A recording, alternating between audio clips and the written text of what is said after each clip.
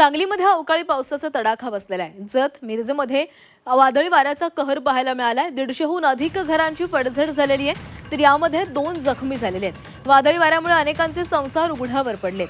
सांगली जिल्ह्यामध्ये जत आणि मिरज तालुक्याला वादळी वाऱ्याचा प्रचंड तडाखा बसलेला आहे। जत तालुक्यातील कुणीकोनूर सह आसपासच्या गावांमध्ये वादळी वाऱ्यानं घरांची मोठी पडझड झालेली आहे। जत तालुक्यामध्ये जवळपास 100हून अधिक घरांची छत उडून गेलेले आहेत, तर काही ठिकाणी भिंती देखील कोसळलेल्या आहेत। तर पडझडीचे तातडीने पंचनामे करून मदत करावी अशी मागणी करण्यात आलेली आहे।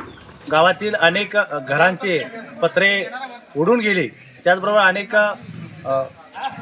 जनावरे जखमी झालेले आहेत, काही जनावरे अर्धमेली झालेले आहेत।